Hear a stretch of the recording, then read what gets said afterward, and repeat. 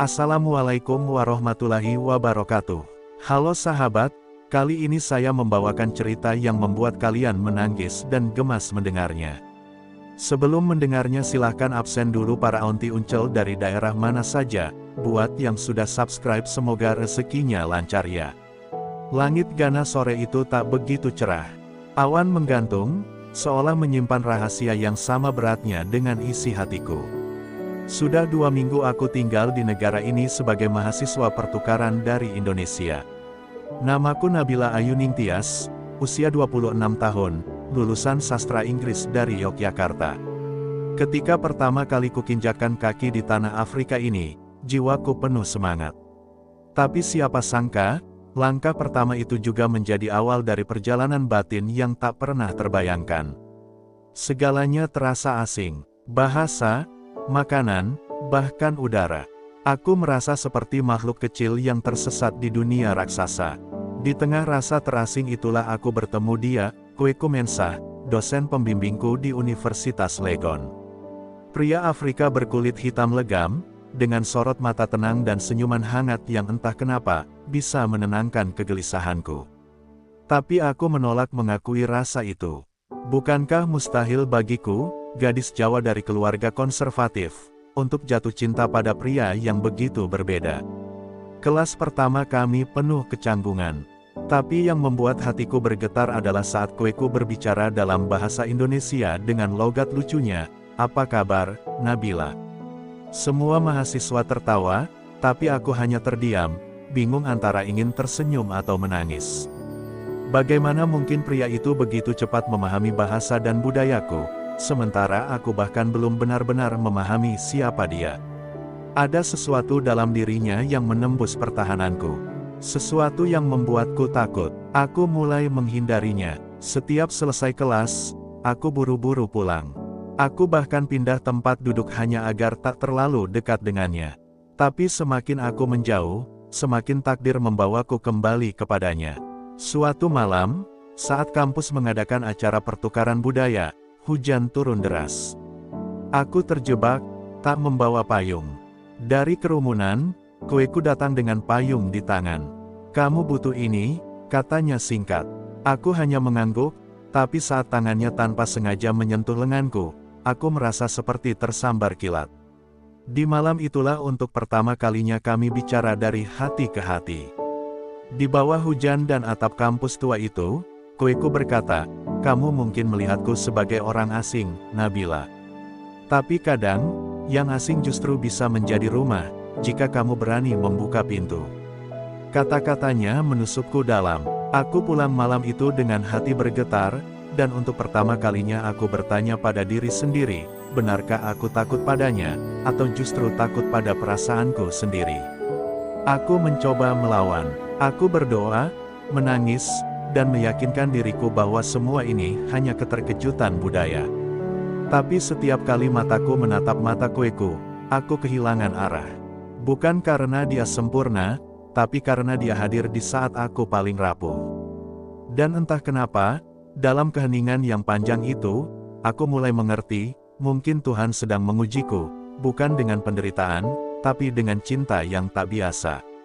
Hari-hari berlalu, dan aku mulai merasakan perubahan dalam diriku. Setiap pertemuan dengan Kweku semakin dalam, bukan karena kata-kata manis, tapi karena ketulusan yang terpancar dari matanya. Ia tidak pernah memaksaku untuk merasa, hanya hadir dan menjadi dirinya sendiri. Tapi justru disitulah letak bahaya, semakin aku mengenalnya, semakin aku takut kehilangan. Dalam diam, aku mulai menyayanginya, dan perasaan itu membuatku lelah. Bukan karena cinta ini salah, tapi karena aku tahu dunia yang kupijak dan dunia Kweku tidak akan mudah disatukan. Saat liburan semester tiba, aku pulang ke Indonesia dengan hati berkecamuk. Harusnya aku bahagia, bisa bertemu keluarga, bisa menikmati makanan ibu yang kurindukan. Tapi satu hal terus menghantui, bagaimana aku akan menceritakan bahwa hatiku mulai terpaut pada seorang pria Afrika. Malam pertama di rumah, aku duduk di meja makan bersama ayah dan ibu. Mereka begitu bahagia melihatku kembali. Namun ketika aku menyebut nama kueku sambil bercerita bahwa dia adalah dosen pembimbingku yang sangat baik, wajah ibu langsung berubah, dan ayah terdiam lama. Kamu hati-hati, nak, jangan terlalu dekat dengan orang luar, ujar ibu pelan namun tajam. Aku tak menjawab, tenggorokanku tercekat. Andai mereka tahu bahwa aku sudah terlalu jauh melibatkan hati, bahwa aku tak lagi sekadar dekat, tapi sudah mulai memikirkan masa depan bersamanya. Aku tahu, di mata keluargaku, menikah dengan orang luar, apalagi kulit hitam dan berbeda agama serta budaya, adalah aib yang memalukan. Nilai-nilai tradisi dan kehormatan keluarga begitu dijunjung tinggi. Sementara hatiku sedang memberontak, minta didengar, minta diperjuangkan. Beberapa hari kemudian, aku memberanikan diri berbicara jujur pada ibu. Aku ceritakan tentang kebaikan kueku, tentang bagaimana dia memperlakukan perempuan dengan hormat, dan bagaimana dia ingin mengenal lebih dalam tentang budaya kami. Tapi respon ibu membuat jantungku nyeri. Apa kamu sudah kehilangan arah, Nabila? Laki-laki di negerimu ini banyak, kenapa harus dia? Suaranya lirih tapi penuh luka. Aku menangis malam itu, bukan hanya karena kecewa, tapi karena di antara cinta dan keluarga, aku tahu akan ada yang harus dikorbankan. Dalam kamar, aku memandangi foto kecilku saat mengenakan kebaya putih, diapit ayah dan ibu saat wisuda. Aku ingin mereka bangga padaku, tapi apakah bisa, jika jalan yang kupilih adalah jalan yang tak mereka restui? Aku terpejam dan berdoa dalam hati. Tuhan, jika cinta ini adalah ujian, beri aku kekuatan. Tapi jika ini adalah jalan, tuntunlah mereka untuk melihatnya dengan matamu, bukan dengan prasangka. Malam itu aku memutuskan satu hal, aku akan memperjuangkan kueku. Meski itu berarti aku harus kehilangan kenyamanan yang selama ini kupanggil rumah. Kueku datang ke Indonesia, tak kupikir ia akan sungguh-sungguh datang, tapi ia tiba dengan senyum tulus dan mata penuh harap. Aku menjemputnya di bandara dengan hati gemetar. Kami berpelukan sebentar, lalu dia berkata, aku datang bukan untuk mencuri hatimu, tapi untuk mengembalikannya dengan cara yang benar. Kata-katanya sederhana, tapi menusuk begitu dalam. Aku tahu, perjuangan kami baru akan dimulai, dan mungkin, akan berdarah-darah. Saat pertama kali kueku menginjakkan kaki di rumahku, suasana berubah dingin. Ayah hanya menatap tanpa bicara, sementara ibu memasang wajah kaku. Aku bisa merasakan ketegangan yang begitu pekat. Kueku, dengan segala kerendahan hatinya, menunduk dan mengucap salam. Ia membawa buah tangan dari Ghana, dan mencoba menjelaskan maksud baiknya. Tapi sebelum kalimat itu selesai, ayah memotong dengan suara tegas, kamu bisa pulang saja. Anak kami bukan untuk dijadikan percobaan lintas benua. Kata-kata itu bagai cambuk, menyayat harga diri kueku dan meremukkan hatiku. Malamnya, aku menangis di teras rumah. Kueku duduk di sebelahku, menatap langit yang gelap. Aku sudah terbiasa dianggap berbeda, Nabila. Tapi tak pernah kusangka, cinta pun harus dibayar dengan luka sedalam ini. Suaranya pelan, tapi aku tahu ia sedang berjuang menahan air mata. Aku menggenggam tangannya, dingin dan gemetar. Aku akan tetap bersamamu, ucapku, walau aku sendiri belum tahu seberapa kuat aku bisa menanggung semua ini. Yang aku tahu, aku tak bisa lagi berpaling. Keesokan harinya, kabar tentang kueku menyebar cepat di kampung. Tetangga mulai berbisik, menatapku sinis. Beberapa teman lama mengirim pesan bernada rasis dan menghina. Masa depanmu akan gelap, seperti kulitnya, tulis salah satu pesan. Aku merasa remuk, tapi yang paling menyakitkan adalah saat adikku sendiri berkata, kakak egois. Karena cinta kakak, nama keluarga kita bisa jadi bahan tertawaan. Air mataku jatuh, bukan karena malu, tapi karena tak ada satupun dari mereka yang mau melihat isi hati kueku, hanya warna kulit dan asal-usulnya. Dalam sunyi, kueku tetap bertahan. Ia ikut salat berjamaah di masjid, membantu ibu memasak meski selalu diabaikan, bahkan ikut kerja bakti di lingkungan meski dicibir. Ia tidak membalas benci dengan marah, tapi dengan sabar yang melukai hati siapapun yang masih punya nurani. Dan di sanalah aku sadar, mungkin cinta sejati tak hanya diuji oleh perbedaan, tapi juga oleh seberapa sanggup kita bertahan ketika dunia menolak kita hidup bersama. Waktu terus berjalan, dan kueku tetap bertahan di tengah dinginnya perlakuan keluarga dan tetangga. Ia tetap menghormati orang tuaku, tak pernah membantah atau mengeluh. Bahkan ketika ibu dengan dingin menolak makanan yang ia bantu siapkan, ia hanya tersenyum dan berbisik, "Suatu hari nanti, Bu. Semoga bisa diterima." Namun dari semua yang keras kepala, justru adikku, Dinda, yang mulai luluh. Ia diam-diam memperhatikan kueku, bagaimana pria itu mengelap lantai musola tanpa diminta, bagaimana ia ikut mengantar sembako ke tetangga yang sedang sakit. "Aku pikir dia cuma main-main, Kak.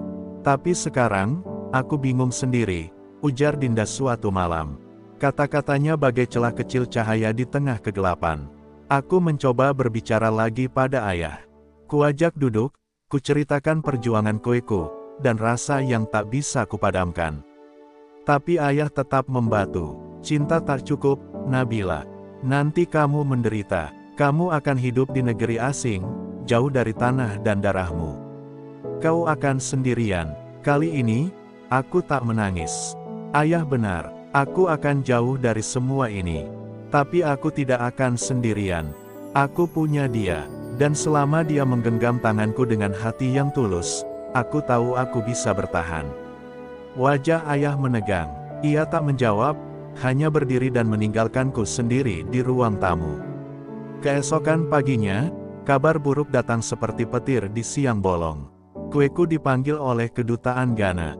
Visa tinggalnya akan habis dalam 2 minggu, dan ia tidak bisa memperpanjang tanpa alasan resmi.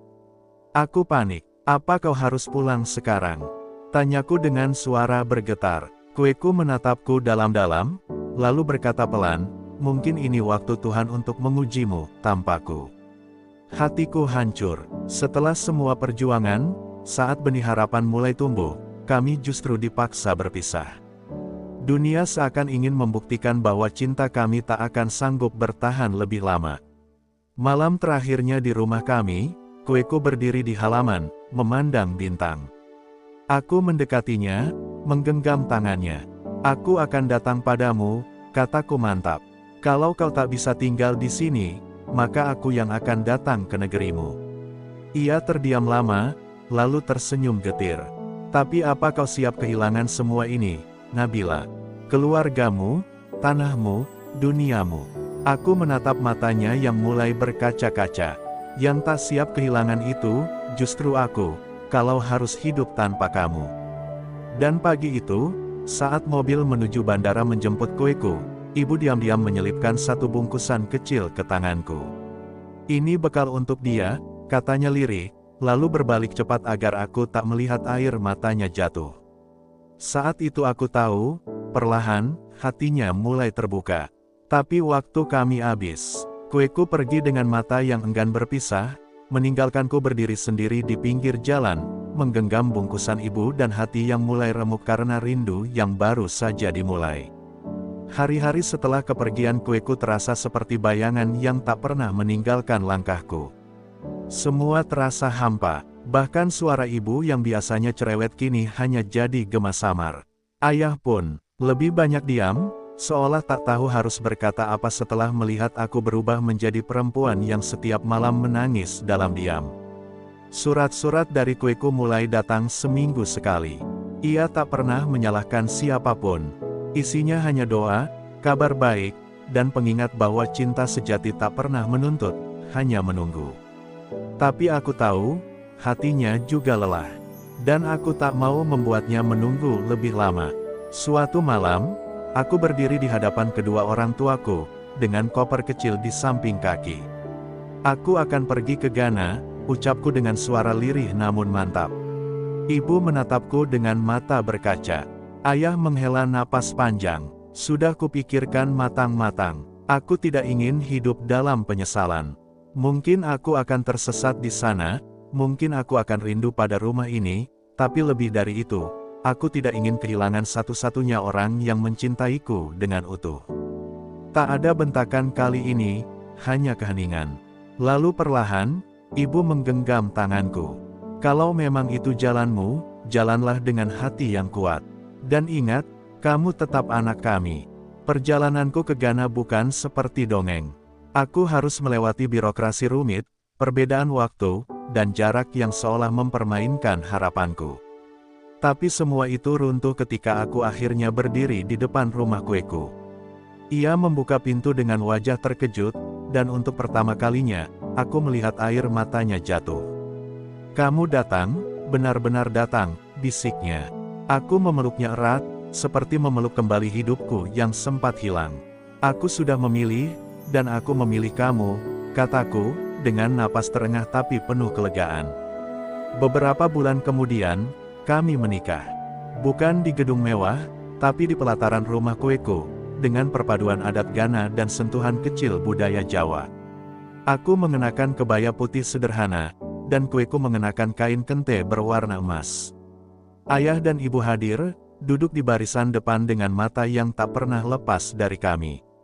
Saat ijab kabul diucapkan dalam dua bahasa, air mataku tak terbendung. Di negeri asing ini, aku menemukan bukan hanya cinta, tapi rumah yang dibangun di atas keberanian, luka, dan ketulusan. Kini, kami menjalani hidup sederhana di Accra. Aku mengajar di pusat kebudayaan, mengenalkan bahasa dan seni Indonesia. Kueku membuka kelas pertukaran budaya. Kami bukan pasangan sempurna, tapi setiap malam, saat kami duduk berdampingan di beranda kecil rumah kami, aku tahu, cinta sejati tidak mengenal warna kulit, agama, atau negara. Cinta sejati hanya mengenal satu hal, keberanian untuk memilih dan bertahan, meski dunia tak selalu mengerti. Tahun pertama pernikahan kami berjalan dengan manis. Tawa, pelukan, dan impian tumbuh subur di rumah kecil kami. Tapi seperti semua kisah nyata, kenyataan tak selalu manis. Aku mulai merasa kesepian. Meski kueku selalu ada, perbedaan budaya mulai terasa seperti dinding yang tak terlihat. Aku rindu suara azan subuh dari musola dekat rumah, rindu obrolan hangat ibu saat memasak, rindu aroma tanah Jawa setelah hujan. Di Ghana, semuanya indah, tapi tetap terasa asing. Aku sering memandangi langit dan bertanya dalam hati, apakah aku telah meninggalkan terlalu banyak hanya untuk cinta ini? Kueku tahu aku mulai diam. Ia mencoba menghiburku dengan masakan khas Indonesia yang ia pelajari dari YouTube, meski rasanya aneh dan terlalu pedas. Ia bahkan menyewa guru privat untuk mengajarkan bahasa Indonesia agar bisa bercakap lebih dalam denganku. Tapi kadang, semua itu justru membuatku merasa bersalah. Aku mulai mempertanyakan, apakah aku yang egois? Apakah cinta ini memaksanya mengubah dirinya terlalu banyak hanya agar aku merasa diterima? Di tengah tawa kami, ada jeda yang tak bisa kami jelaskan, hampa yang perlahan tumbuh diam-diam. Puncaknya terjadi saat aku keguguran di bulan ketiga kehamilan. Kami menangis bersama di ruang rumah. Sakit yang dingin, tapi tangisan kueku lebih panjang dariku. "Aku yang gagal menjagamu," katanya sambil menggenggam tanganku erat. Saat itulah aku sadar, cinta kami bukan sekadar tentang melawan dunia di luar, tapi juga bertarung melawan luka di dalam. Hari-hari setelah itu menjadi sunyi. Kami saling mencintai, tapi tak tahu cara menyembuhkan satu sama lain. Bahkan cinta yang besar pun bisa kehilangan arah jika tak dijaga. Satu malam, kami duduk di teras rumah. Hujan turun pelan, membasahi daun dan kenangan. Aku menatap kueku dan berkata, mungkin kita harus pulang. Bukan ke rumah, tapi ke hati masing-masing. Ia menatapku lama, lalu berkata, kalau kamu ingin kembali ke Indonesia, aku akan ikut. Aku terdiam. Laki-laki ini telah meninggalkan begitu banyak untukku, dan sekarang ia siap meninggalkan tanah kelahirannya pula. Saat itu aku tahu, rumah bukan tempat, bukan bahasa, bahkan bukan darah. Rumah adalah seseorang yang bersedia berjalan bersamamu, bahkan dalam luka paling dalam. Kami tidak kembali ke Indonesia, tapi kami membangun sesuatu yang baru.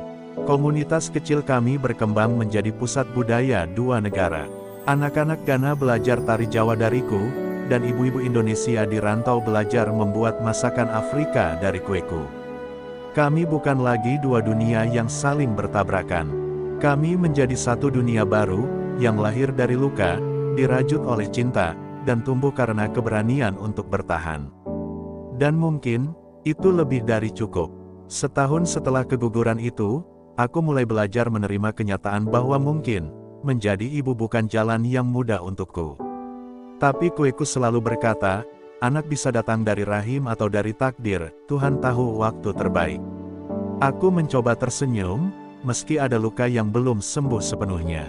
Hari-hari kami tetap dijalani dengan cinta yang tenang, meski dalam hati aku masih menyimpan harapan kecil yang sering kutitipkan dalam doa setelah sujud panjang di malam hari. Suatu pagi, aku merasa tubuhku lemas, mual tak tertahankan, dan mendadak menangis tanpa sebab. Awalnya kukira hanya kelelahan, tapi ada sesuatu yang berbeda. Aku mencoba tes pack dengan tangan gemetar, dan 2 garis merah muncul begitu cepat seakan tak ingin menunggu lagi. Aku terduduk di lantai kamar mandi, menangis keras, bukan karena takut, tapi karena harapan yang sempat padam kini menyala kembali. Saat kueku pulang dan aku menunjukkan hasilnya, ia tak berkata apapun, hanya memelukku lama, hingga air matanya membasahi leherku. Kehamilan kali ini tak mudah.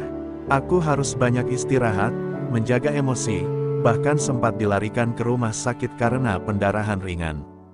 Tapi berbeda dari dulu, kini aku tak merasa sendiri. Kueku menjelma menjadi segalanya, suami, sahabat, pelindung, bahkan perawat saat aku terlalu lemah untuk berdiri. Di tiap detak jantung anak kami, aku mendengar doa-doanya. Di tiap tangis dan lelahku, aku merasa hangat pelukannya. Kami tak hanya menantikan seorang bayi, kami menantikan lahirnya harapan, penyatu 2 budaya, 2 darah, 2 dunia. Hari itu datang di tengah hujan deras. Aku melahirkan anak kami di rumah sakit kecil di Accra, ditemani suara petir dan doa-doa yang tak henti. Tangisan pertama bayi itu membuat semua luka di hatiku seolah sirna. Kueku mengangkatnya sambil berbisik dalam bahasa Indonesia, "Selamat datang, anakku." Kami menamainya Ayuning Mensah, gabungan dari bahasa Jawa dan nama keluarga Afrika. Dalam dirinya, kami titipkan cerita tentang perjuangan, air mata, dan cinta yang menembus batas negara, adat, dan warna kulit.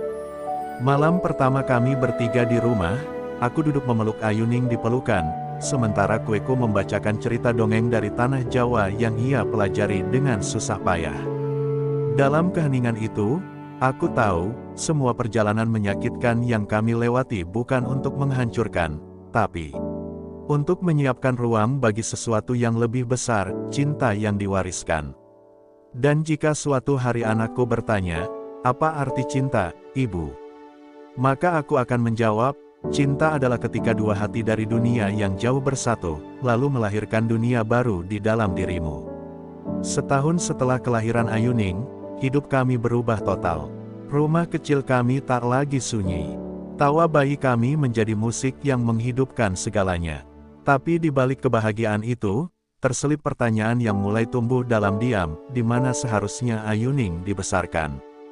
Kueku ingin anak kami mencintai tanah kelahirannya, mengenal akar Afrika dalam dirinya. Tapi aku, perlahan dihantui rindu yang tak bisa kubendung. Aku ingin Ayuning tahu tanah tempat ibunya dilahirkan, belajar menyuap nasi dengan tangan, mendengar tembang dolanan, merasakan pelukan nenek dan kakeknya yang tak pernah sempat melihatnya secara langsung. Suatu malam, aku mengusulkan untuk pulang ke Indonesia selama beberapa tahun. Biar Ayuning kenal keluargaku, biar dia tahu bahwa dia juga berdarah Jawa, kataku pelan. Tapi kueku terdiam lama, matanya yang biasanya penuh pengertian kini tampak berkabut. Lalu bagaimana dengan pekerjaanku di sini? Bagaimana dengan hidup yang sudah kita bangun bersama? Pertanyaan itu tak bisa kujawab. Karena aku pun sadar, di antara 2 pilihan itu, tak ada yang ringan. Kami bukan lagi 2 orang yang hanya saling mencintai. Kini ada seorang anak kecil yang menjadi poros dari 2 arah yang sama-sama benar. Hari-hari setelah percakapan itu penuh keheningan. Kami tetap berbicara, tapi tidak lagi dengan hati yang sama bebas seperti dulu. Kueku mulai sibuk di komunitas budaya, sementara aku lebih banyak menghabiskan waktu bersama Ayuning. Di dalam hati, aku tahu bukan egoku yang bicara. Aku hanya ingin Ayuning tidak kehilangan salah satu sisi dari dirinya. Aku tak ingin dia menjadi asing di negeri ibunya sendiri. Tapi bagaimana aku bisa menjelaskan itu pada Kweku, yang juga sedang memperjuangkan agar Ayuning diterima di negeri ini yang dulu pun menolak ayahnya hanya karena warna kulit. Puncaknya terjadi saat Ayuning mulai bisa bicara. Suatu pagi ia bertanya polos, "Mama dari mana?" Aku menjawab, "Mama dari Indonesia." Ia lalu menoleh ke Kweku, "Papa dari mana?" Dijawab, "Papa dari Ghana." Lalu ia terdiam dan berkata, "Aku dari mana, Mama?" Aku tak sanggup menjawab, karena untuk pertama kalinya aku menyadari, anakku sedang berdiri di tengah jembatan dua tanah, dan jika kami tak menyatu, jembatan itu bisa retak. Hari itu aku menangis diam-diam, bukan karena sedih, tapi karena aku tahu, kami harus memilih, bukan tempat, tapi hati yang mau saling mengalah demi anak yang kami cintai. Malam itu aku menggenggam tangan Kweku dan berkata, "Mari kita bawa dia ke dua tanah itu. Mari kita ajarkan dia bahwa ia bukan harus memilih satu, tapi bisa menjadi jembatan yang menyatukan keduanya." Kweku menatapku lama, lalu memelukku erat. "Kalau itu yang kamu yakini, aku akan ikut. Seperti dulu kamu ikut aku." Dan malam itu, untuk pertama kalinya setelah sekian lama, kami kembali bicara sebagai dua hati yang tak sempurna, tapi selalu belajar untuk saling pulang, demi anak yang menjadi harapan di tengah benturan dua dunia. 3 bulan kemudian, kami menginjakan kaki di Indonesia. Bandara Soekarno-Hatta menyambut kami dengan gerimis lembut dan aroma tanah yang sangat kurindukan. Ayuning tampak bingung melihat banyak orang yang mirip dengan mamanya, tapi berbeda dengan papanya. Ia menggenggam tangan Kweku erat, seolah takut kehilangan. Sementara Kweku berdiri tegak, mencoba tersenyum meski aku tahu dalam hatinya ada keraguan, apakah tanah kelahiranku ini bisa menerima laki-laki sebaik dia. Keluargaku menyambut kami dengan pelukan dan air mata. Ibu menangis saat pertama kali menggendong Ayuning. Ayah, meski diam, menatap Kweku dengan mata yang jauh lebih lembut dari dulu. Mungkin waktu telah mengubah banyak hal. Malam itu, kami duduk di ruang keluarga, makan bersama dalam hening yang hangat. Dan untuk pertama kalinya, aku merasa tidak lagi terpisah dari siapapun. Kami bukan lagi dua dunia yang bertabrakan. Kami adalah keluarga. Hari-hari selanjutnya menjadi awal yang baru. Kweku mengajar di sebuah universitas swasta, memperkenalkan budaya Afrika pada murid-murid yang penasaran. Ayuning mulai bermain dengan anak-anak tetangga, tanpa pernah merasa berbeda. Dan aku mulai menulis buku tentang cinta kami, agar dunia tahu bahwa cinta tidak buta, tapi justru melihat lebih dalam dari yang mata sanggup tangkap. Cinta kami tidak pernah mudah, tapi justru disitulah kekuatannya. Ia tidak dibangun dari persamaan, tapi dari keberanian untuk saling belajar, saling mengerti, dan saling merangkul meski dunia berkata tidak. Kini, jika anakku bertanya lagi, "Aku dari mana, Mama?" Aku akan menjawab dengan yakin, kamu dari cinta yang melampaui jarak, warna kulit, dan budaya. Kamu dari dua orang yang percaya bahwa perbedaan bukan tembok, tapi jembatan. Terima kasih untuk kalian semua yang sudah menonton dan mengikuti kisah ini hingga akhir.